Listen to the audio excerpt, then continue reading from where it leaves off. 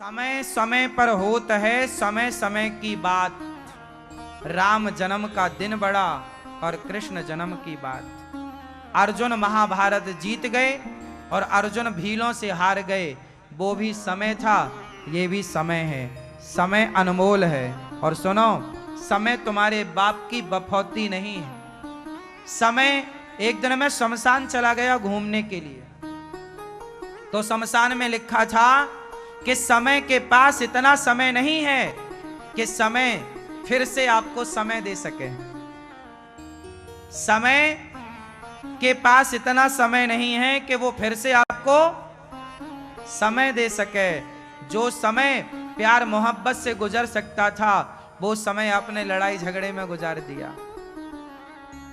जो समय हंसते मुस्कुराते गुजर सकता था, वो आपने व्यर्थ में गुजार दिया। समय किसी के बाप की बफौती नहीं है। समय का सदुपयोग करने वाला इतिहास रचता है और समय का दुरुपयोग करने वाला पाई पाई के लिए रोता है।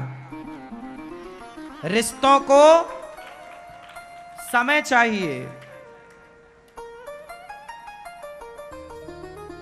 पहले की मां बच्चों को पूरा समय देती थी, इसलिए पहले के बच्चे अपने, पहले के कोई भी बच्चा हो साहब, जो पुराने लोग हैं, उन्होंने कभी अपनी मां के लिए अपशब्द ना बोला होगा। हां, कोई हजारों में कोई एकाध छोड़ दो आप, वरना पहले कोई बेटा अपने मां को अपशब्द नहीं बोलता था।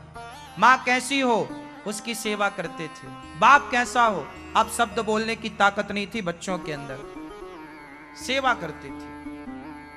पहले के लोग अनपढ़ थे, लेकिन अपने माँ बाप को भगवान मानते थे, और वो माँ बाप भी अपने बच्चों को पूरा पूरा समय देकर उनको योग्य बनाते थे। और आज के माँ बाप, आज के बच्चे अपने माँ बाप को भगवान तो क्या इंसान मानने को तैयार नहीं। आज के बच्चे, गलती कहां हो रही है सुधार करो, स्वीकार करो, सुधार करो। भगवान सुखदेव जी का जन्म हुआ और सुखदेव जी जन्म लेते ही सन्यासी हो गए, जंगल में भजन करने लग गए।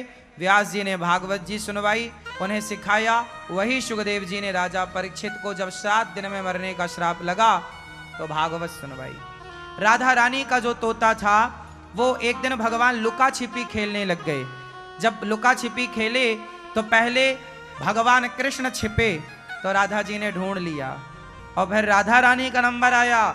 जब वो छिपी तो श्याम सुंदर ढूंढ ना पाए, तो राधा रानी को ढूंढ ना पाए। बहुत टाइम हुआ तो भगवान ने चुपके से तोते से पूछा, क्यों शुक, राधा रानी कहाँ है? तो तोते ने बताया वहां। तो कन्हैया ने ढूंढ लिया। राधा रानी को पता चला कि तोते ने चुगली कर दी, तो राधा रानी गुस्सा हो गई। शुक, तुमने हमारे खेल में व्यवधान उत्पन्न कर दिया, जाओ हम तुम्हें श्राप देती हैं। तुमसे हमारा, अब तुम मृत्यु लोक में जाओगे, अब तुम हमसे दूर हो जाओगे कुछ वर्षों के लिए। तोता तड़प गया, मां अपने से दूर ना करो। दौड़ा दौड़ा तोता श्याम सुंदर की शरण में, हे प्रभु देखो हमने आपको बताया, हमें श्राप लग गया। भगवान बोले, ये मेरी लीला थी, हम जो लीला करके आएंगे उस लीला का तुम जाके जब गुणगान करोगे और हमारी लीला को जन जन तक पहुंचाओगे तो राधा जी तुम्हें पुनः स्वीकार कर लेंगे। वही शुक राधा जी का तोता बनकर, तोता सुखदेव बनकर आए और कृष्ण की लीला का गुणगान भागवत जी के रूप में किया। इसलिए जब भागवत जी का गुणगान कर लिया सुखदेव जी ने, तब राधा रानी ने पुनः गोलोक धाम में उन्हें स्थान दिया। इसलिए सुखदेव भगवान का जन्म केवल भागवत सुनाने के लिए हुआ था। सुखदेव भगवान का जन्म केवल भागवत, ये सुखदेव भगवान, ये जो भागवत है ये सामान्य ग्रंथ नहीं है मेरी माँ, ये भगवान का वांग्मय। भागवत जो है, भागवत में ही कृष्ण और राधा का निवास है। गोलोक धाम में तो राधा कृष्ण हैं, पर भागवत जी में भी भगवान विराजते हैं। भागवत जब आप सुनते हैं तो राधा कृष्ण कानों से जो शब्द आपके कानों से जो शब्द अंदर प्रवेश करते हैं वो शब्द रूप में प्रभु ही प्रवेश कर रहे हैं। प्रविष्टः कर्ण रंध्रेन, तो भगवान की वांगमयी प्रतिमूर्ति भागवत महापुराण। इसलिए कहा करता हूं भागवत जरूर सुना करो।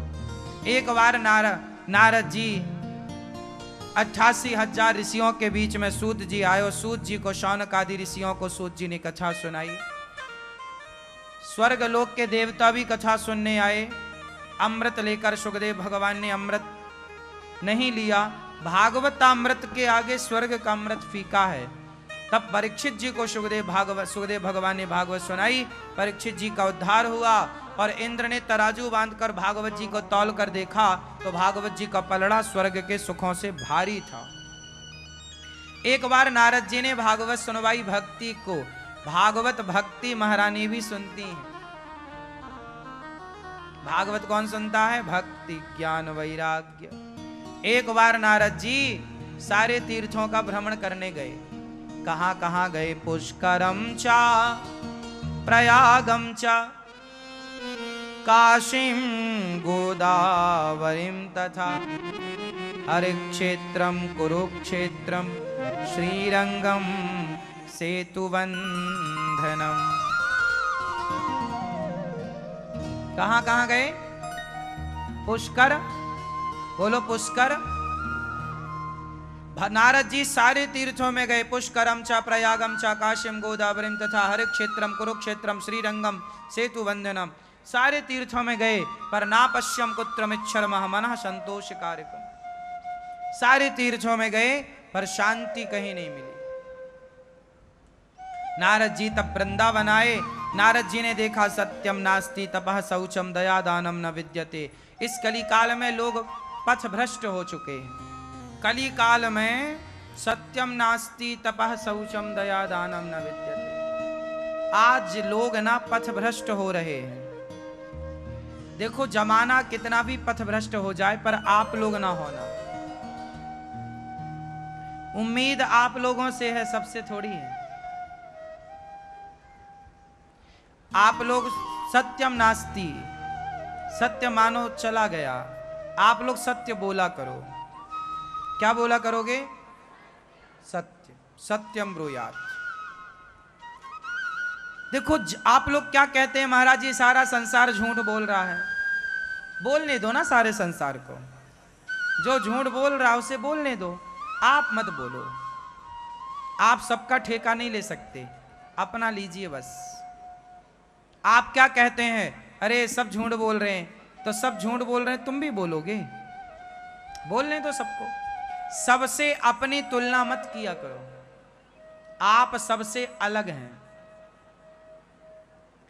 राम भी सोचते कि सब झूठ बोलते हैं, मैं भी झूठ बोलूं। राम भी सोचते कि विभीषण जैसा भाई, सुग्रीव जैसा भाई, तो मैं क्यों अपना अयोध्या का सिंहासन छोड़ूं भरत के लिए। सबकी तरह राम हो जाते तो फिर राम राम थोड़ी कहलाते।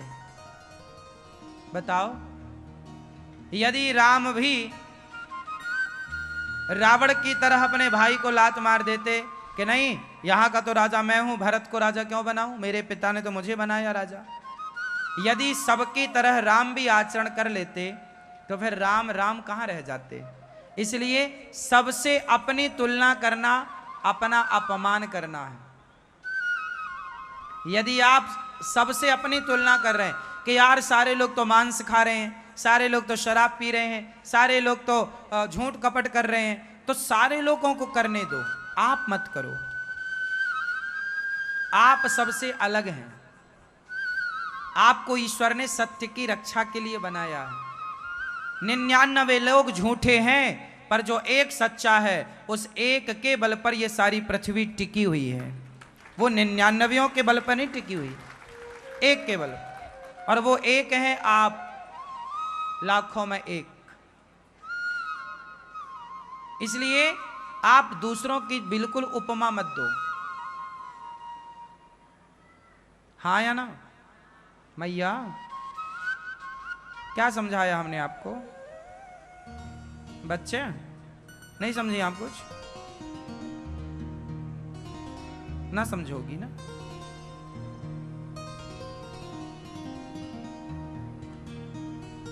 समस्या यही है कि जो हम समझा रहे हैं वो समझ ही नहीं रहे। बैठे तो हैं, हाजिरी तो लग रही है कि हाँ हम हैं पर सुने क्या?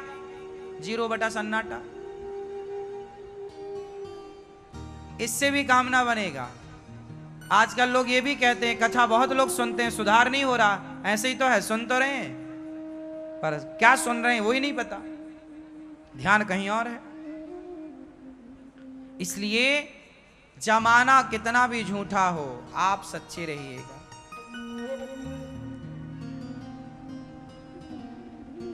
जब राम वनवास गए और भरत जी अपने ननिहाल से आए तो वशिष्ठ जी ने, गुरु वशिष्ठ जी ने एक वहां पर सभा रखी। उस सभा में प्रस्ताव रखा गुरु वशिष्ठ जी ने कि भैया भरत, तुम्हारे भैया वनवास चले गए पिता की आज्ञा मानकर, अब तुम राजा बन जाओ पिता की आज्ञा मानकर, क्योंकि तुम्हारे पिता की आज्ञा थी कि भरत को राजा और राम को वनवास। तो राम तो वनवास चले गए, अब तुम राजा बनो। ऐसी सभा में घोषणा की गुरु वशिष्ठ जी ने कि भरत अब तुम राजा बन जाओ, राज तिलक करते हैं तुम्हारा। भरत जी ने कहा गुरु जी, यदि आपने मुझे राजा बनाया तो ये पृथ्वी रसातल में चली जाएगी, डूब जाएगी पानी में। वशिष्ठ जी ने कहा कि रावण जैसे पापियों के पाप से ये पृथ्वी पानी में नहीं डूबी, हिरण्याक्ष हिरण्यकश्यपु जैसे पापियों के पाप से ये पृथ्वी रसातल में नहीं गई। तो भरत, तुम्हारे जैसा धर्मात्मा राजा जब बनेगा तो क्या ये पृथ्वी रसातल में चली जाएगी? तब भरत जी ने वहां जो कहा वो आप ध्यान से सुनिएगा। भरत जी ने कहा कि गुरुदेव, इस धरती को धर्म की उम्मीद रावण जैसों से, हिरण्याक्ष हिरण्यकश्यपु और कंस जैसों से नहीं है। इस पृथ्वी को धर्म की उम्मीद हम जैसे भरत और रघुकुल वंश के लोगों से है कि हम जैसे रघुवंशी, यदि राम के भाई भरत जैसे लोग भी अपने भाई को वनवास भेज के भाई की सत्ता को हड़प लेंगे तो ये पृथ्वी फिर टिकेगी क्यों, इस संसार में क्यों रहेगी? ये पृथ्वी रसातल में नहीं चली जाएगी। किसके बल पर टिकी है? कुछ भरत जैसे अच्छे लोगों के बल पर, जो भरत अयोध्या के सत्ता को ठुकरा देते हैं अपने भाई के लिए। यदि भरत भी विभीषण जैसे भाई हो जाते, भरत भी सुग्रीव जैसे भाई हो जाते, तो फिर सुग्रीव और विभीषण और भरत में अंतर क्या रहता? ये उसी जमाने की बात। उसी जमाने में सुग्रीव जैसा भाई भी था जिसने अपने भाई को मरवा दिया। विभीषण जैसे भाई भी उसी जमाने में था जिसने अपने भाई को मरवा दिया। विभीषण तो सही था पर सुग्रीव सही नहीं था।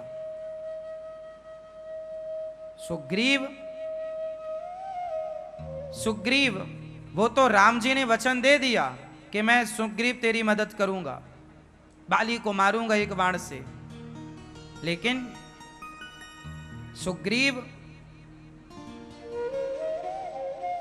गलती बाली की भी थी कि वो अपने भाई को निकाल दिया घर से। भाई भाई आपस में लड़ गए। अब जब भाई भाई आपस में लड़ेंगे तो गलती किसकी है? सुग्रीव की ज्यादा गलती है कि बाली की? ये अलग विषय है, इस पे अलग विचार हो सकता है कि गलतियां किसकी हैं, पर लड़े तो ना भाई भाई। उसी जमाने में लड़े जिस जमाने में भरत और राम का उदाहरण दिया जाता है। उसी जमाने, उसी युग में ये भाई भी थे भरत और राम जैसे, और उसी जमाने में ये भाई भी थे सुग्रीव और बाली जो आपस में लड़ते थे। तो उस जमाने के भाई भरत यदि सुग्रीव जैसा आचरण कर लेते भाई को, तो फिर कैसे इतिहास रचा जाता, कैसे लोग समाज में सम्मान से भरत जी का नाम लेते। आज भरत जी का समाज में सम्मान, अच्छा बताओ, भरत जी का सम्मान ज्यादा है समाज में या सुग्रीव का? बोलो। विभीषण का आदर ज्यादा है या भरत जी का? देख लो आप, आज समाज में भरत जैसे आदर्श, भाई की जब भी बात कही जाएगी तो सुग्रीव जैसा भाई ना बोला जाएगा कि भाई कैसा हो, सुग्रीव जैसा, ऐसा नहीं। विभीषण जैसा भाई, ऐसा नहीं। भाई जब बोला जाएगा तो भरत जैसा भाई। इस आदर्श की स्थापना करने के लिए भरत जी ने जो निर्णय लिया वो सही था। भरत जैसे लोग भी सुग्रीव और विभीषण जैसा निर्णय लेने लग जाते तो ये पृथ्वी डूब जाती, क्योंकि ये पृथ्वी टिकी किनके बल पर थी? रावण, कुंभकर्ण, हिरण्याक्ष, हिरण्यकश्यपु, बाली जैसों के बल पर नहीं, भरत जैसे अच्छे लोगों के बल पर। इसलिए जमाना गलत है तो बना रहे, पर आप गलत मत होइएगा। जमाना झूठा है, बना रहे, आप झूठे मत होइएगा। जमाना कैसा है, बना रहे, आप गलत क्यों होते हैं? आप अपना धर्म क्यों छोड़ते हैं? होने दीजिए जमाने को झूठा गलत, करने दीजिए। भाई आप कैसे हैं, जमाना कैसा है ये ना देखा जाएगा, आप कैसे।